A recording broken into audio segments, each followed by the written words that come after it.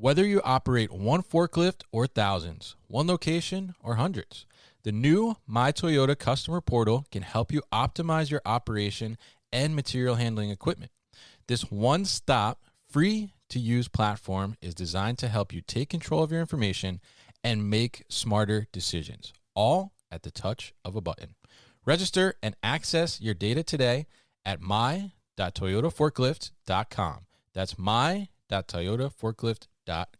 Hello and welcome to the New Warehouse Podcast. For today's safety tip, we're going to be hearing from John Wirthlin. He is the industry principal for manufacturing, transportation, and logistics at Zebra Technologies, and John will be the guest on today's show. So here's his safety tip.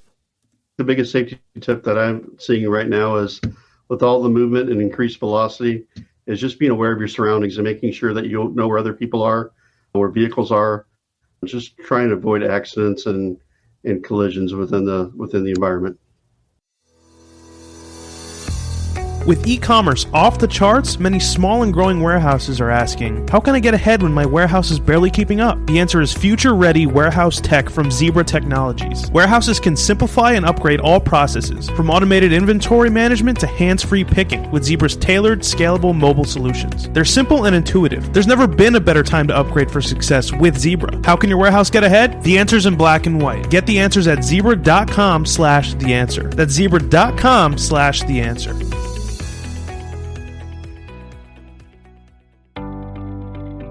Fulfillment demand continues to skyrocket and outpace available labor. To keep up, warehouse operators are turning to flexible fulfillment solutions like 6 River Systems. Utilizing 6 River Systems' award-winning combination of collaborative robots, artificial intelligence, and operational expertise will make your associates and wall-to-wall fulfillment workflow more efficient. No new infrastructure, no change to warehouse layout, easy to deploy and scale, easy to train and retain associates, all at half the cost of traditional automation. Want to take your fulfillment operation to the next level? Go to www.6river.com to learn more. That's www.6river.com to learn more.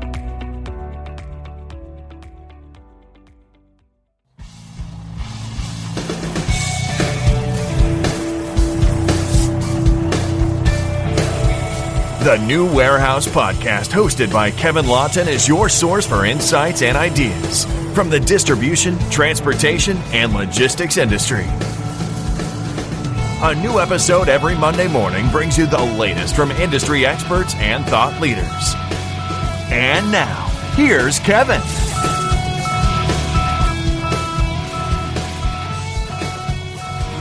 Hey, this is Kevin Lawton with the New Warehouse Podcast, bringing you a new episode today.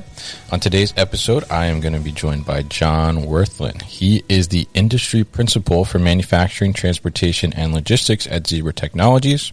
You may be familiar with Zebra because they have been a sponsor of the show, and they've been on the show and supported the show for a long time since the beginning. We actually did a site visit there as well at their Long Island location, got to see some of their technology, but they've been a long-time supporter of the show, so really appreciate them. But we're going to have John on today. He hasn't been on the show before, so we're going to talk to him about RTLS, which is real-time location services. So he's going to talk to us about that and kind of how that's helping people to meet the increased demand on the e-commerce side, and how it's also helping our industry advance, be a little more proactive, and what exactly that means, and how you go about bringing that into your operation.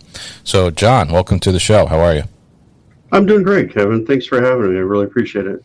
Yeah, happy to have you on. As I mentioned, Zebra's always been a longtime supporter of the show since the beginning, really. So really happy to talk to him. And there's so many different aspects and avenues and branches of Zebra that you guys cover. You guys cover everything. I think I've said it on the show before multiple times. Zebra is pretty ubiquitous throughout not only the industry that we cover, which is warehousing, distribution, logistics, but throughout the entire supply chain. I see Zebra products all over the place. So it's always interesting to have someone on from Zebra. So why don't you give us a little bit about your role, industry principal for manufacturing, transportation, and logistics? What does that mean, and what is it that you do for Zebra? So that's a good question. So one of the things that I like about Zebra, especially about this role, is we partner with our customers very closely.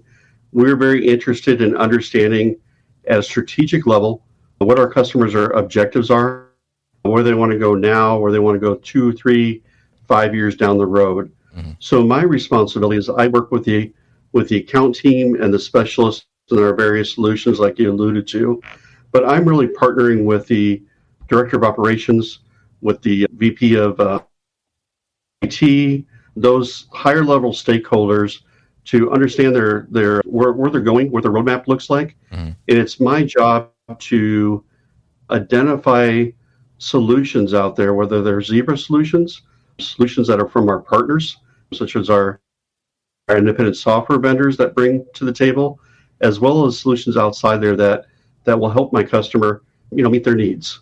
So it's very interesting because when you're in a larger named account or a customer, mm-hmm. it's something that Zebra does at no cost to our customers, which I think is very gratifying, which really shows our commitment to partnering and not just selling devices. Yeah, interesting. That's an interesting point there at the end, because I think it is. I think it's comforting. I think you said is the word for the customer in an aspect, because oftentimes you want to maybe look for a solution, but then there's the cost of just paying for the essential, analysis, basically. So the fact that you guys are willing to maybe waive some of those fees and look at things for more of a long-term partnership, I think really says a lot about the service and what you guys are going to provide in the end there. So that's pretty cool. So we got you on today because we're going to talk about real-time location services, or I guess RTLS for short. So why don't you tell us what is real-time location services? What is it? What does that mean?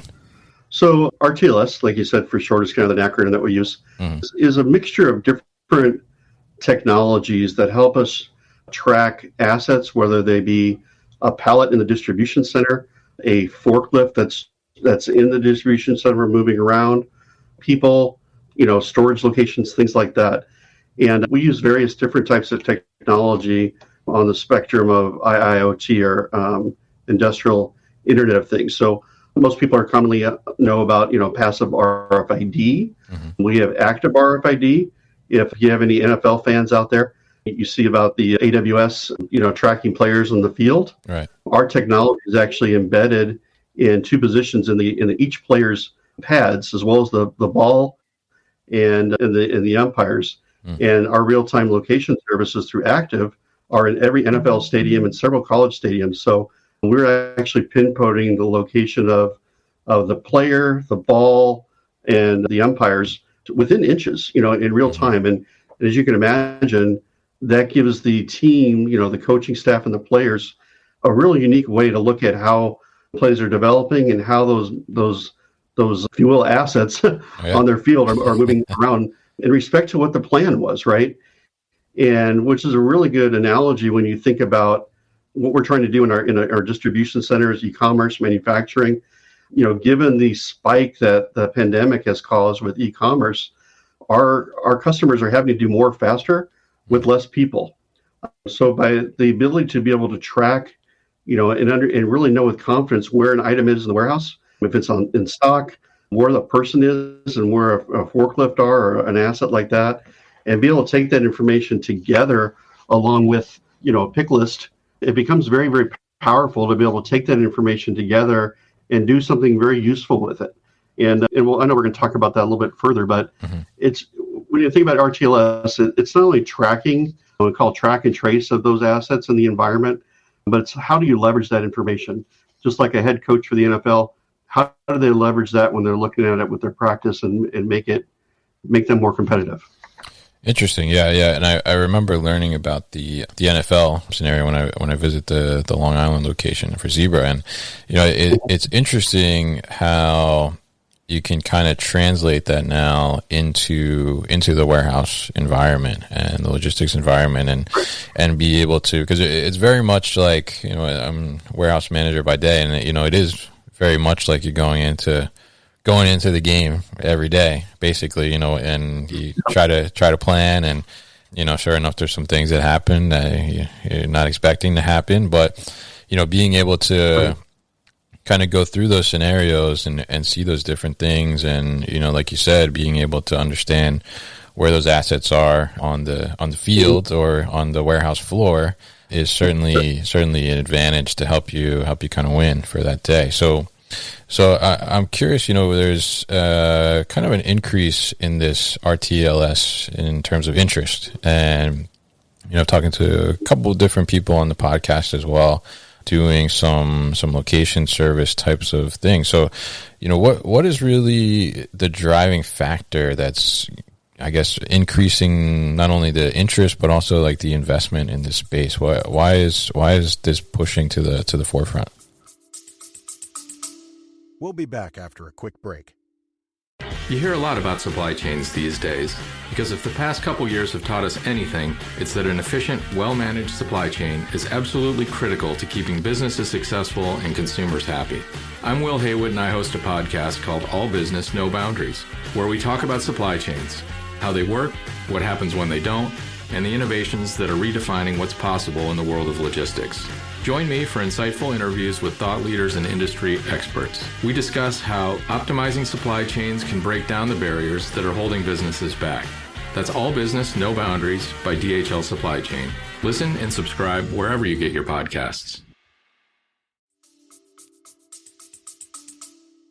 Well, I think there's a couple things. One, the technology, I'll just kind of keep using passive RFID, for example. Mm-hmm. The technology is proven out. It's not 5 years ago, it might have been considered a bit of a science experiment as far as understanding how we can leverage it and what would be successful.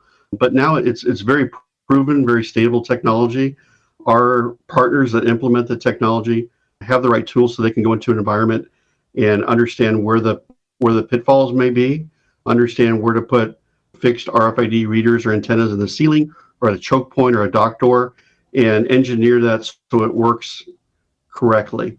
The other thing is the tags that are used. There's thousands of different tags, but the everyday tags that we see in a warehouse, the cost has come down quite a bit.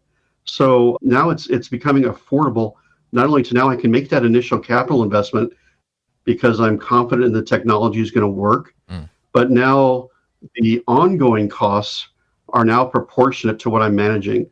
I always say, it doesn't make sense for me to pay 10 cents for a tag to track a pencil, but it certainly would be warranted for me to spend 10 cents to track a laptop in a facility, right? Or even $1 for a higher advanced tag to track a subassembly of an automobile that's going through harsh conditions, and I want to know where it is in a work in process.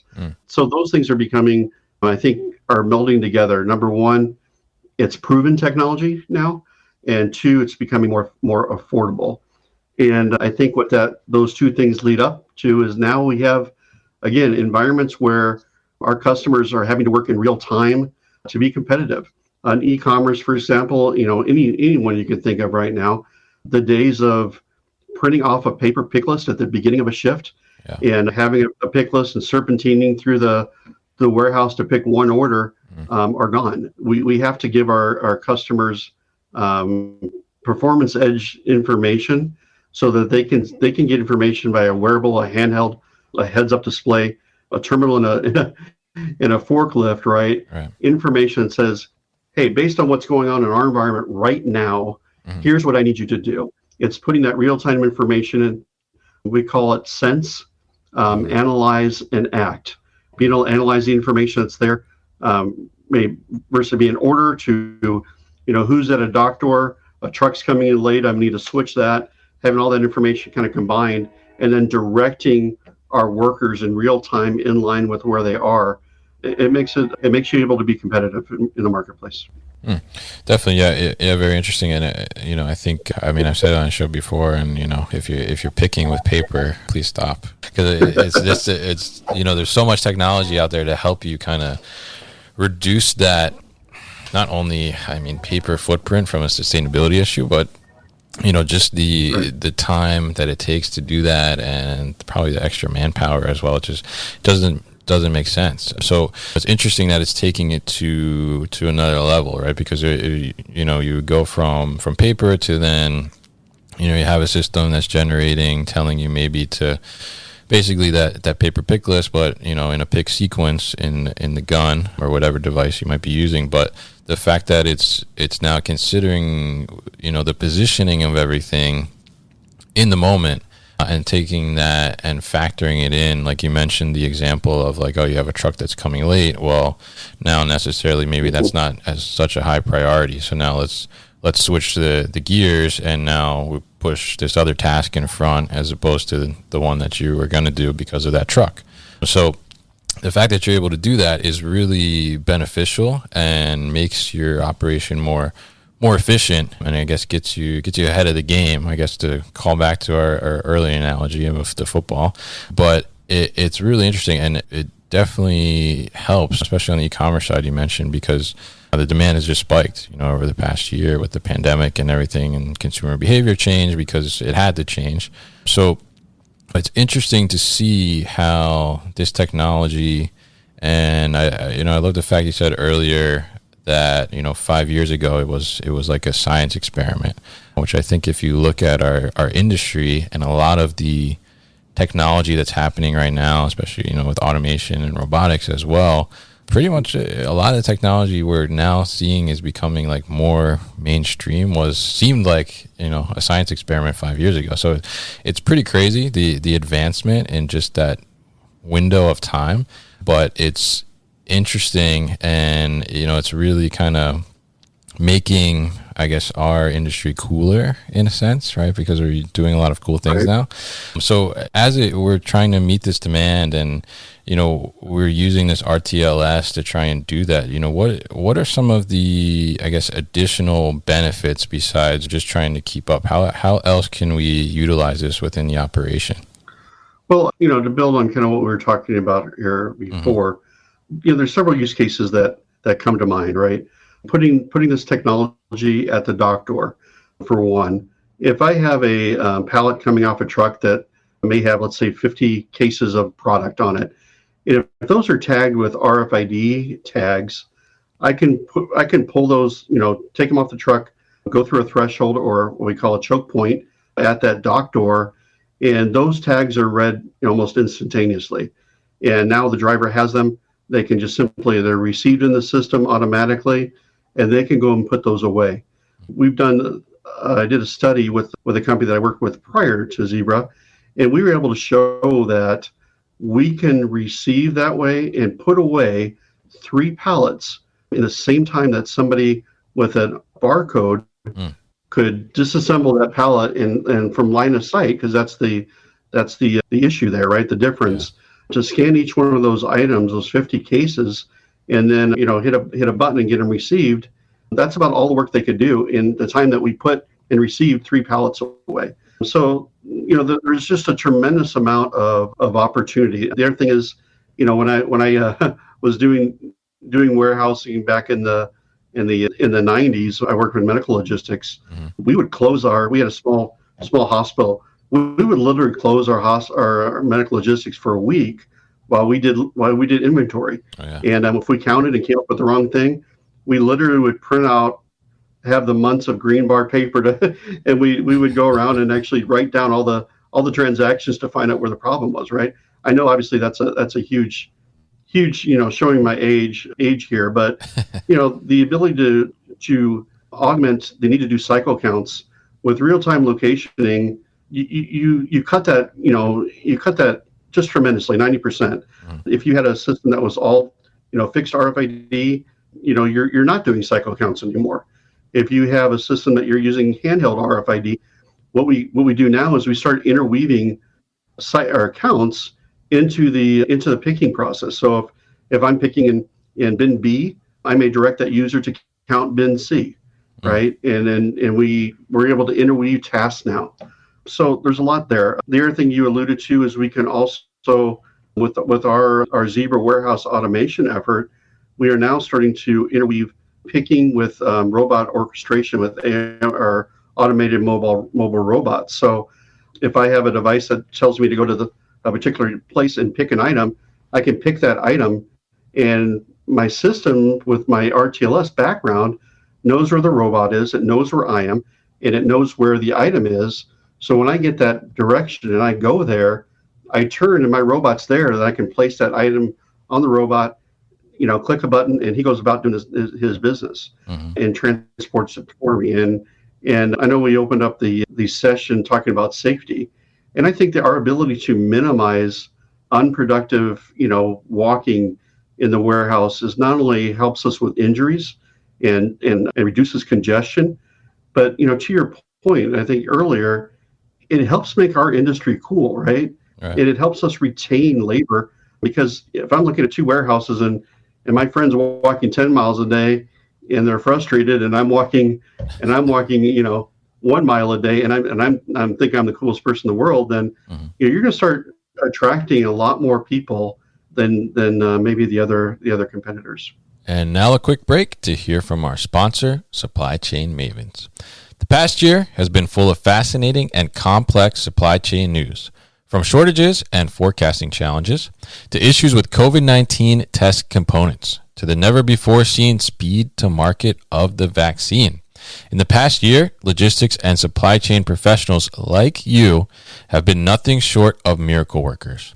Supply Chain Mavens helps your team to continuously improve by developing tailored training solutions to enhance your team's competencies so they can successfully work across all aspects of supply chain. They offer exam preparation for the coveted APICS, certified in logistics, transportation, and distribution designation, as well as education in topics across the supply chain. Visit them at supplychainmavens.net/new warehouse to learn how they can help you advance your team's performance. That's supplychainmavens.net/new warehouse. Now back to the show. Yeah, definitely. I think that last point that's a huge thing, especially now, and being, in it. It's easy to see that there's difficulty to, I guess, not only get the labor, but then retain the labor as well. So you want to try and have as most advantage that you can have. And the example that you gave is a great one, where you're looking at a place and, the employees they feel like they're so probably exhausted at the end of the shift because they're walking so much, they're doing so much manual labor. But if you're going to put something in place that's going to allow them to, take some of that burden off and, feel more comfortable. And like you said, they hear about this place that their friend is working at is a lot better, and they have this technology that helps them do their job better and things like that, then it's going to be hard to keep them and retain them. And, things like that too, as well, help to keep employees, especially when it's hard to be necessarily competitive on wages in some aspects, because I know here in New Jersey, like the hourly wages for warehouse workers is getting high, and it's being driven up because there's so many Amazon warehouses, and the big guys are out there that can, afford to spend the money, but then the smaller guys have a hard time keeping up because they don't have the money to spend like that. So being able to bring in some technology that's not only beneficial overall to the operation and helping you be more efficient, but then also, increasing the great work environment for the employees is certainly an overall benefit. So one thing I guess I'm interested in about the RTLS is, we're talking about, I guess, passive RFID tags here as part of it. But what does an implementation of RTLS look like? Like if I was going to bring in RTLS to my warehouse, am I looking at a lot of physical implementation with tags? Am I looking at a new system? What does that entail? Well, it really depends on the environment and what that company's strategic objectives are. I'll kind of start inside out. Our software captures data from whether it's a mobile handheld RFID or a fixed reader in a zone. So that information is able to come into a repository and then be interfaced to our backend ERP system. So that process, which was difficult a couple of years ago, is a lot more mainstream now with the use of APIs and webhooks and things like that. Those are pretty straightforward because when you get down to it, data for a warehouse, when you look at that, is pretty common, right? We want to know what the item is in terms of an item number, lot number, things like that. We want to know where it is, row rack bin location, and we want to know, how many of there are, right, and where it needs to go. So that data isn't a mystery, right? It's pretty common. So the integration becomes much more straightforward than it may have, again, 3 or 4 years ago. The actual equipment is also pretty straightforward. Depending on what you're looking to do, we have customers that may start and just want to look at, all right, I just want to look at that automated shipping that you were talking about, John, right? Okay. And so they'll go ahead and put in some portals, at their dock doors to not only receive product in and get that integrated to their system, but also if they're shipping product out, shipment validation is a really huge use case with some tremendous ROI. And what that's involved is that if I have tagged product and within my system, I know that purchase order, right? And I start going to load it onto a truck that's assigned a door 2. Well, we already know in our systems what purchase order is for that truck. But now I can then, as I drive into the truck, my system knows what that product is. It knows the order, knows the truck, and it can tell that driver within a second whether it's going in the right truck or not, right? So shipment validation is huge. So we see a lot of our clients start, with smaller implementations and more focused, and then they'll start, once they get that implementation is going to identify what type of tags that they need based on what their products are that they're tracking. They'll start printing those tags, commissioning them or putting them on their assets and getting that process going. Now that I have assets tagged, I can start broadening what I want to do in that warehouse, right? So maybe I want to go ahead and, now that I have tagged items, I want to go ahead and use a mobile handheld with an RFID reader on it and go up and down my aisles and do my inventory much quicker, right? Which I can do. If I want to evolve more from that, then I might start putting fixed reader or fixed gateways in the ceiling and sensing those automatically and start creating zones. So I know where I'm going to build a pallet. I can build pallets automatically. So we see customers walk before they run. We see customers just full out say, this is what we want to do, and just go for it. So there's lots of different things. And we actually have built what we call a warehouse maturity model. And it kind of shows where somebody is on the spectrum from phase 0 to phase 5. 0 or 1 and 2 being barcoding, maybe voice, 3 and 4 being, specific R&D and widened, and then phase 5 starting to take that information and applying artificial intelligence, machine learning to make those directed actions like we talked about really, really fine-tuned. Interesting. Yeah. So I like the warehouse maturity model because it kind of takes you through, especially as, we talk about even taking it back to the beginning, where we're talking about somebody that's still picking on paper and, they want to kind of grow up a little bit, mature, I guess we could say, in the maturity model.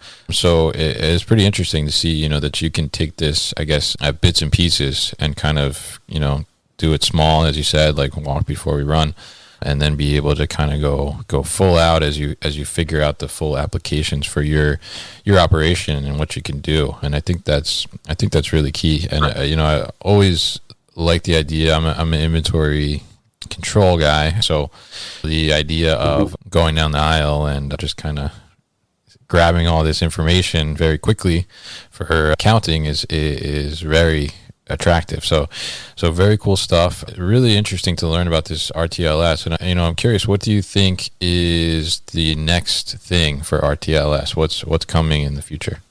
So I think the ability to locate products, if you think about a rack, right? Right now, I can tell you with our ATR 7000s, which is our gateway that go in the ceiling, I could tell you within 2 to 3 feet where a tag is on that shelf. Okay. Not only left, but also up and down, right? And so I can now, if I have palletized locations that I'm tracking on a rack, I can pretty much automatically tell you just about where that pallet is and tie it into a row rack bin. I see the future of RTLS getting, and that's with a passive tag. When we talk about active tags, we're within inches, right? But with an active system, you need to have a more expensive asset to track in order to make that worthwhile, because those tags are more expensive than just a pallet of goods, right? But the ATR 7000 with a pallet with a passive RFID getting within 2 or 3 feet, that would have been science fiction 2 years ago. So I think the future is that we're going to see that technology get better and better on the passive side, get less expensive. And because I think the market is starting to demand that more, right? And then the second thing I see is that we're going to give instructions to our customers and our workers more in line.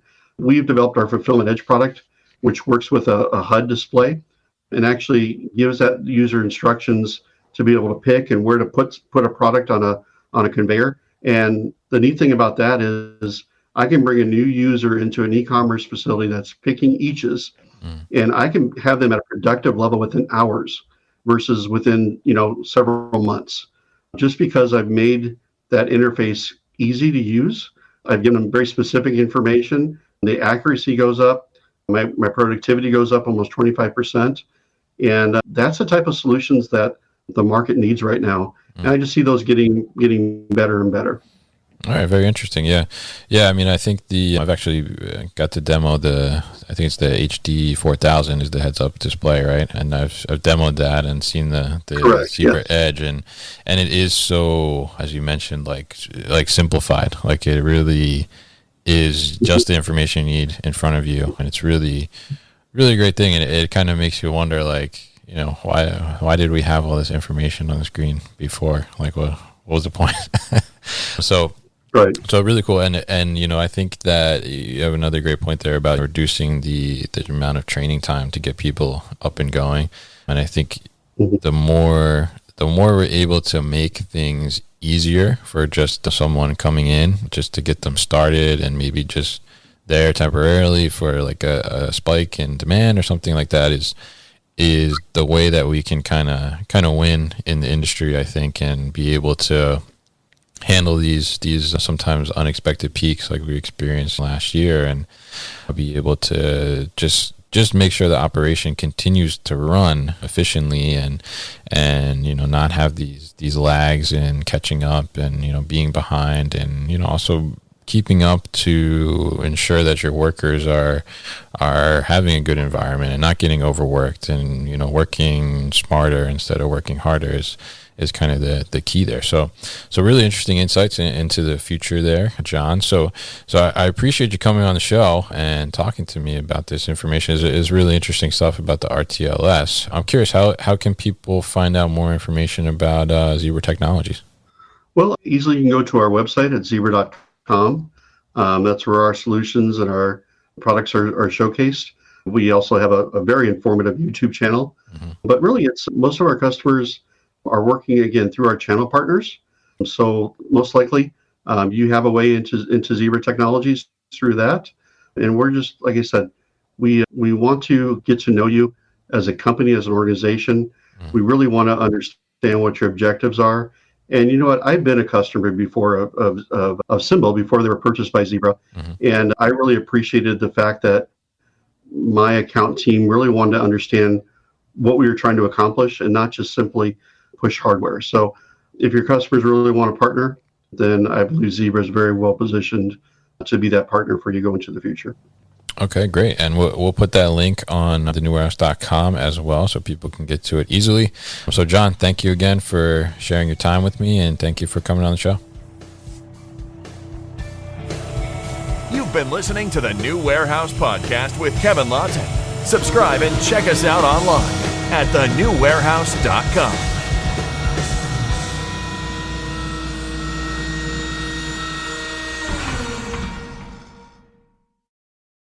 Thank you for listening to this episode. If you want more content from the New Warehouse, check out our new video series called All Hands on LinkedIn. Just search for the New Warehouse on LinkedIn and follow along.